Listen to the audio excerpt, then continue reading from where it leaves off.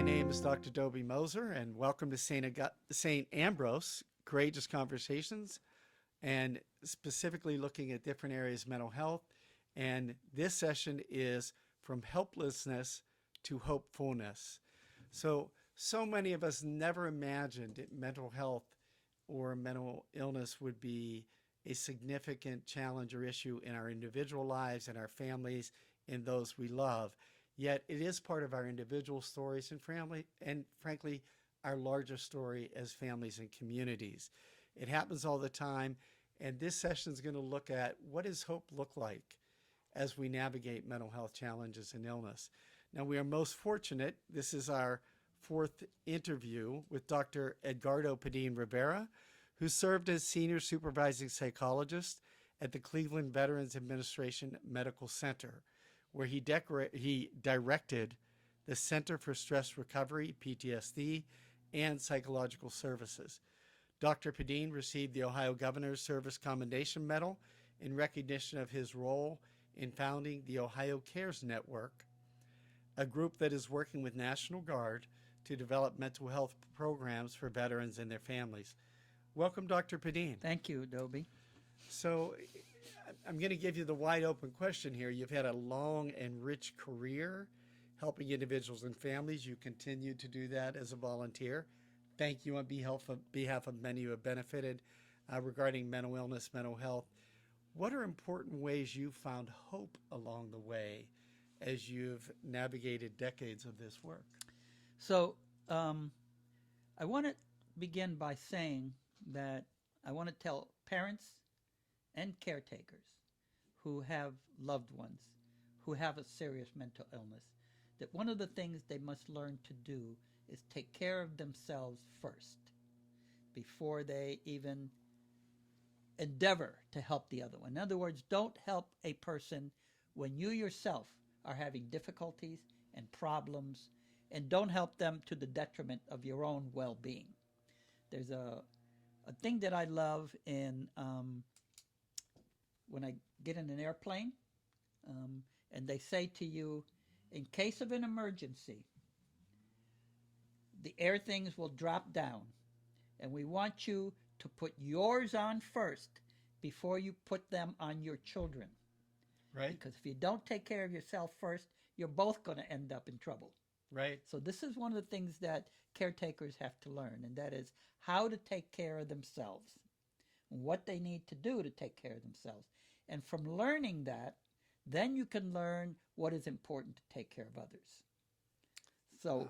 we go from that to there's a couple of concepts that I like to talk about self-care. Thank you. That I want to go through. The first one is, these are things I've often discussed with you, the concept of discipline. You bet. Discipline is very important. And what I mean by discipline is the hardest things to do is to take care of yourself. It really is. People tend to take care of others before they take care of themselves. It's really hard to take care of yourself because the reward for taking care of yourself has to come from you and not necessarily from others. Great insight. So giving yourself a reward for taking care of yourself is a very difficult thing.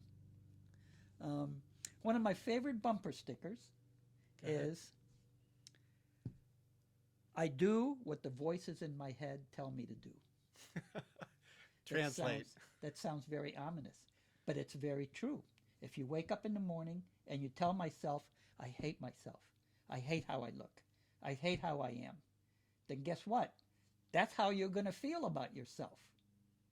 Wow. And if you do that constantly, then that's going to be who you are in the world. Somebody who doesn't like themselves, somebody who feels helpless, somebody who is overwhelmed by doing anything that can help themselves feel more positive. Wow, so those self-messages. That's self-messages. You do what the voices in your head tell you to do.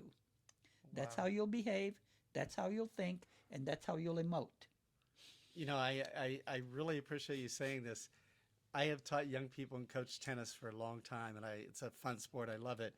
But one of the things I've taught them is do not say to yourself anything that you would not say to your partner.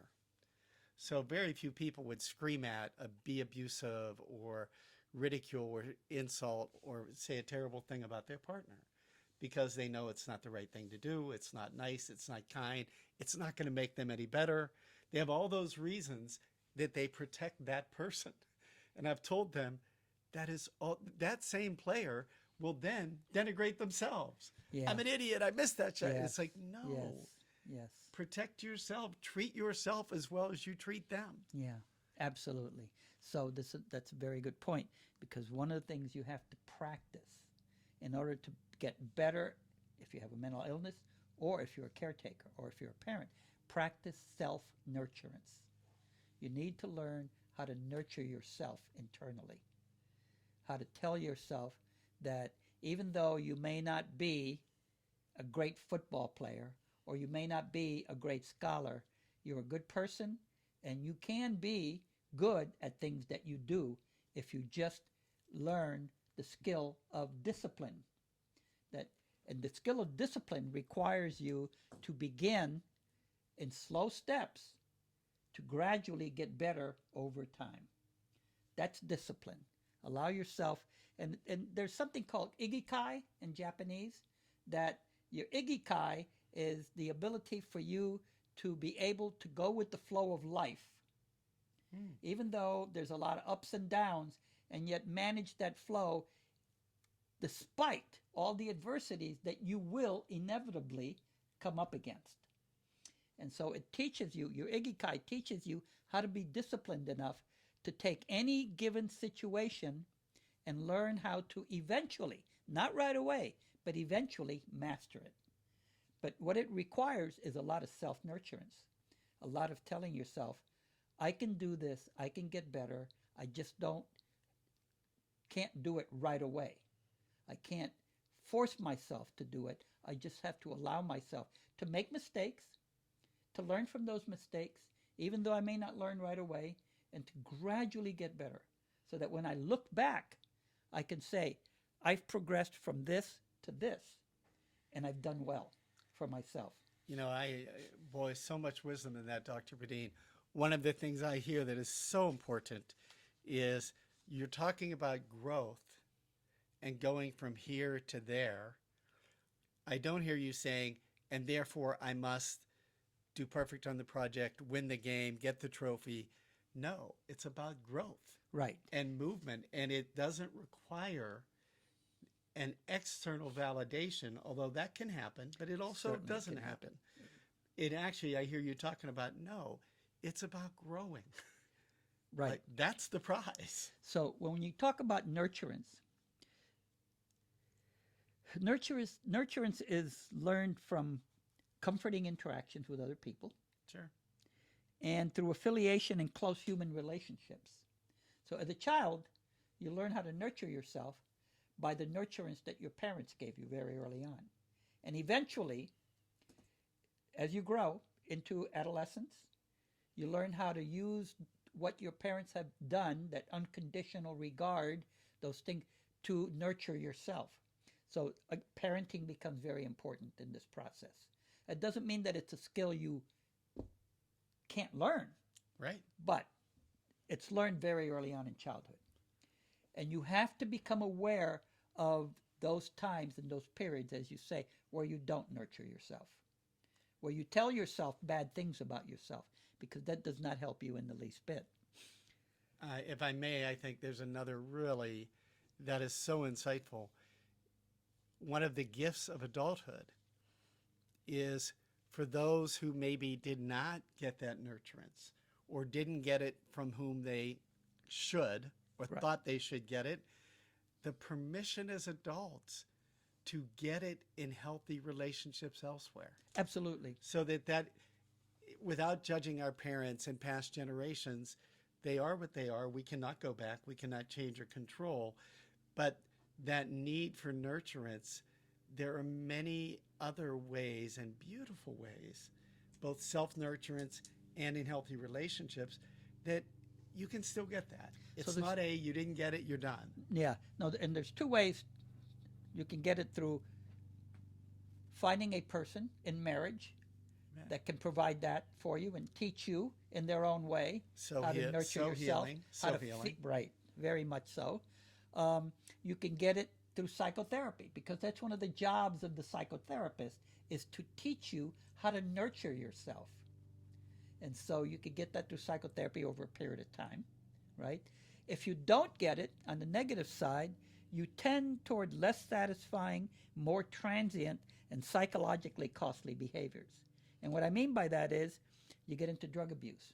You get into obsessions with money and obsessions with things that you buy, bigger houses, bigger bank accounts, bigger stuff. But it's never satisfying, because when you get those things, you think that will make you feel better about yourself, and it doesn't. And so you have to become aware of those types of behaviors that a person is going through that are really not good behaviors, not satisfying behaviors. Right. It's not going to give them that self-nurturance. And also, well, we're doing this out of St. Ambrose. Many people find that in a growing, deepening love of God and experiencing their own love and mercy in that. Right. So that it leads them, as they experience and accept that gifted love, actually to also be able to love others better. Absolutely. So there are many sources, and that is surely which one of leads them. me to my second very important skill, and that is vulnerability. Practicing vulnerability. Practicing opening yourself up to other people in relationships that allows you to feel a commonality with them, that allows you to feel empathy with them, but also allows you to trust them with what's going on inside of you. That's vulnerability. And you may have something to say about that, because I just think the insight that you're giving us, that the irony about of hopefulness is what you're talking about, both with nurturance and vulnerability. It comes from the inside of us. Absolutely. It is. It's not, I want it from out there, I want it off the shelf, I want it in the bank account. It literally comes from the heart. It is the ability, vulnerability, and you have to practice it. It's a skill.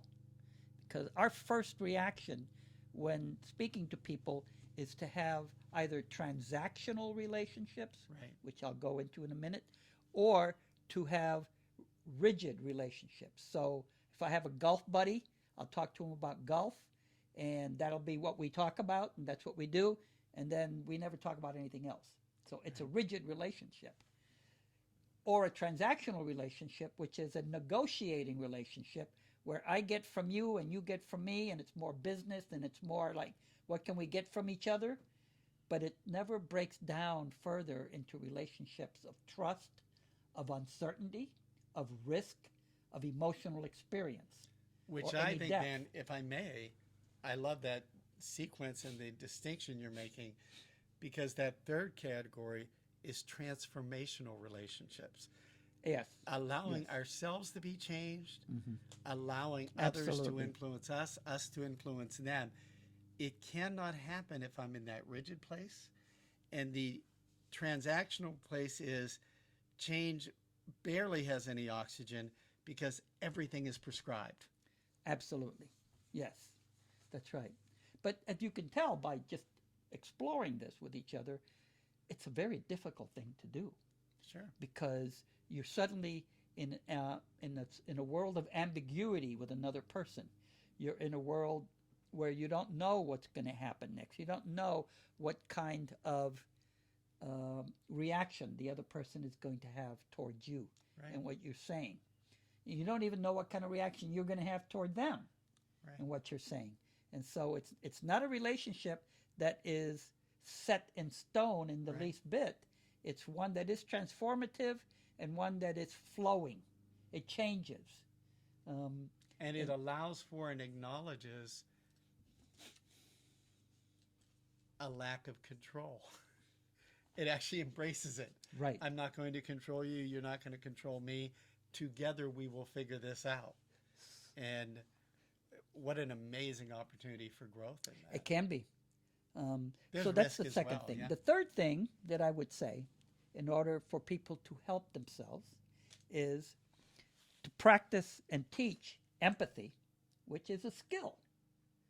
And children don't learn empathy until they're 5 or 6 years old. So they begin to learn empathy. Once you see it in children, you need to kind of not just acknowledge it, but to emphasize it, and to give them kudos for it, if you will. Right, to affirm and reinforce. Yeah, it. one of the things that my wife and I did very early on, when the kids were young, we had, unfortunately, the reason I'm thinking about it is because I just broke it the other day, and it just broke my heart. We had a little Muppets class that they loved. I've seen that. Yeah, that they loved. And at dinner time, when we sat at the table, both of them wanted it. And so one of the things that we did was we said, okay, whoever can tell me something that they did for somebody else today will get the Muppet glass. Oh, there you go. And so one of the things that we did at dinner time was, okay, who can tell me who did something really well for someone today? And they would tell us, and then they'd get the Muppet glass. And sometimes they both have it, and we would just decide, okay, well, we'll give it to Adrian today, but you'll get it the next day, Avelina. Right. So this was trying to teach them how to empathize with other people, how to have a regard for others very early on. It's just a little technique, and my wife thought that up, not me. No, and my wife, likewise, Lisa, you know our version because your kids have been at our table. But early on, it's mad, sad, and glad. Whatever you're feeling, whatever you're going through. And ironically, we always started with the youngest because the youngest never get to do anything first. And they had their chance to express their feelings. No judgment, no feedback. I get my 10 minutes of the stage, even though for a number of years it meant our one son giving the daily sports recess report. That's okay. It's what he felt about it. And that's what you want to foster. Right. And that's with children. But you know what? It's a skill that you can learn as an adult. And it's hard to learn, granted. It's hard to maintain. But it's not hard to know what it is that you need to do. Part of it is managing your own anxiety and emotions when you're hearing someone else talk or when you're seeing someone else do certain behaviors. And so it's really about learning to actually love the humanity of other people and care for them. Right. Being able to accept and acknowledge differences of opinion without getting involved in your own opinions and what you believe in. Valuing other people for who they are and how they are, right? And trying to empathize, which is really very important. Again, we come back to that. Empathize with others and their problems. Right. Really important. It's the old walking in somebody else's shoe kind of thing. You know, there's so much what you're offering us, Dr. Padin. I think I just want to name a few of them. And one is that it is literally, as Christians, that love of others that says we love them just because they are. Not because they're like us, not because we agree or disagree with them, just because they are. Just because they are. And as you said... It's a very hard thing to do, and yet very important. It is the work of life. And what people need to know is that that's important, not just to the other persons, but to yourself. Right. It's amazing how much calmer you can be in your life in terms of your emotions and how you respond to people when you begin to empathize with other human beings and learn compassion and understanding of others. You can calm yourself in that way. Which brings me to the last two things. Sure. Which I always talk to people about. The first one is exercise and nutrition are extremely important in helping both caretakers and patients who have a mental illness. Exercise allows us physiologically to have our bodies responding to our environment and what we need to do in the most capable capacity possible. The more you exercise your body, the more your body responds to the environment in a positive way. You bet. I have unknowingly, even before I became a psychologist, I've always exercised. It is the hardest thing in the world for me to get up and do something and exercise. So I've gotten to learn the skill of discipline to do it. I tell myself when I'm going to do it. I set my time clock, my life around exercising. I don't always do it. I don't always get there. I was in Destin, Florida for a week. I only exercised one time that whole week. Usually I'm exercising 4 or 5 times a week. Wow. I pick things that I like. I do it for an hour a day, so it's not a huge part of my life. And importantly, I give exercise priority. Right. So no matter what I'm doing that day, that's part of my day. And I do different things for a variety. Sometimes I take long walks. Sometimes I do yoga. Sometimes I go to the rec center here and exercise for an hour with resistance training. So I try to do different. I play golf. So I feel like that has such a positive bearing on my mental health and the way I feel about myself. For one thing, I'm mastering myself. I'm mastering the environment. I'm mastering life. And having that feeling of being able to master things, very important. Wow. The other part of that is nutrition. If exercise is the queen of well-being, nutrition is the king of well-being. And we have to learn how to eat well for ourselves. I just met a man the other day who, very nice man, I love him, he's great, got all kinds of problems. He overeats. He just overeats and not just overeats, but he eats bad stuff. He's like living at Burger King, McDonald's, all these places where the food is not really good, and he doesn't pay attention to what he eats. And that's the important aspect of nutrition. You need to pay attention to what you eat. That's a very difficult thing to do. You need to have a discipline around doing that. I don't want people to think like they have to stop eating everything and just suddenly change. They can do it a little bit at a time because this is about discipline. This is about getting a discipline about maybe I'll only eat this and this and this. Maybe I'll only eat that and that and that. Right. And over a period of time, maybe I'll change how I eat, but I don't have to do it right away. But I do have to start concentrating and focusing on that. You know, Dr. Padin, a colleague that you and I both know, Tom Everson, I learned this from his work at Boys Town years ago, and that is you can act your way into how you think and feel, just like you could feel your way into how you think and act, or think your way into how you feel and act. So Absolutely. In other words, sometimes just by doing it, it doesn't always feel good. It's exhausting. It's like, oh, I'd rather have 30 more minutes of sleep. And yet, just by doing it, and the example we can all think of is children. When you see them exercise, when you put young children in a room, you don't have to tell them to wiggle and move. They just do. They let their bodies interact with the environment, and it's amazing and fun to watch. And we need that at every age. There's not one age that stops. So one way to do that, and I want to say we have a controversy in psychology that's been going on for ages, and that is, do you think your way into a new way of behaving, or do you behave your way into a new way of thinking? That's a controversy. What comes first, the chicken or the egg?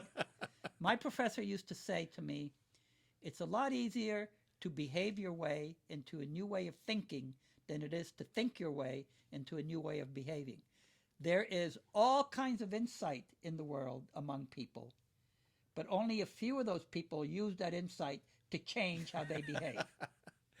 There you go. So there's no doubt where it reinforces unintended. Start behaving. Act your way into thinking and feeling. Right. Absolutely. One of the things that you can do to help you with that I'm talking about, because that takes discipline. You bet. Right. Is to do certain exercises and techniques that bring you to the present, that allow you to relax yourself, to come into yourself, let the outside world go, and contemplate on who you are, what's happening to you, and how you feel. One of the things that we don't know in our lives very well is how we're feeling. It's very difficult to know when we are stressed.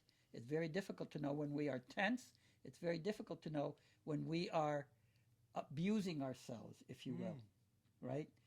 What meditation and prayer, because prayer is a form of meditation. You bet. Meditation, prayer, and mindfulness help you do is to take time out from all this thing that's happening to you in the world, all of your frustrations, all of your requirements, You to bet. take some time out and to reflect on yourself and your world and what you want and what that means. And part of that reflection is to sit in a quiet space by yourself and to focus on how your body and how your mind is at this particular point in your life. They call that mindfulness. Right Thinking on. about the present, living in the present. Doesn't have to be, I know a lot of people think, oh, I can't just sit there in quiet and peace for 20 minutes. That's impossible. Do it for 2 minutes. Right Do on. it for 5 minutes. Gradually expand it as you need to. But this is very important exercise to get you, in a sense, to get you to where then you can be disciplined enough to move on to things that will help you lead a more positive life and help the people around you who may have a mental illness, your children, your loved ones, to be a better caregiver. Right. So I won't go into, I mean, we could, at some other point, we can talk about techniques Well, and sure. how they work. Yeah, but I But know I want that, people to experience the idea that these techniques really work if you give them a chance. no, and actually, when you think of our rich Catholic tradition, that we have women and men over centuries who literally learned how to go into that space.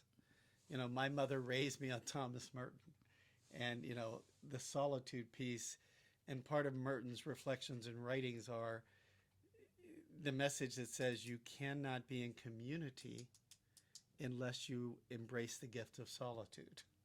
So to learn how to be with yourself and all that can be, leading you into how to be with others. Absolutely. It's not one or true. the other. Very it's one true. and the other. Right. Um, any closing thoughts, Dr. Padin? First, thank you so much for these 4 episodes and the many, many keen insights that you have shared with us to help us all grow and improve in our mental health, and also on this journey that we're on as human beings on this earth. Any other thoughts you'd like to share? I think one of the things that I would like to share with people is particularly with concepts of severe mental illness or mental illness in general, is the best things that you can do, whether you're a caretaker or a patient or someone who is suffering from mental illness, is to find out where there are groups of people who are sharing their experiences of similar mental illnesses. One of the things that we have found within our profession is one of the most helpful things in recovering from or managing mental illness is to build support groups around you, You bet. of people who have similar things that are happening to them. One of the most famous ones is, of course, Alcoholics Anonymous, You bet. but there are also schizophrenia groups, there are depression groups, there are PTSD groups, and they're out there in the community. One of the best things that you guys are doing at St. Ambrose that I really like is helping families come together and share what they know, their resources, and what they have been able to do around those folks that they love that may have a mental illness or that they themselves may have. Sharing resources, sharing their experiences is probably one of the most important things that they can do in order to kind of help in their recovery and management of mental illness. Wow, thank you. And that's a great note to close on. So here at St. Ambrose, that is the heart of who we are and what we do. Please don't hesitate. Check our bulletin at St. Ambrose in Brunswick, Ohio. We call ourselves, it's a ministry of the broken with and for the broken, meaning that every one of us has very real struggles in this life and in our world, and specifically in the area of mental health and mental wellness, mental illness. And we want to be there with compassion, with tenderness, to make sure no one is alone, and to do whatever we can to give healing and hope to everyone else. So thank you. We look forward to being in touch again. God bless you.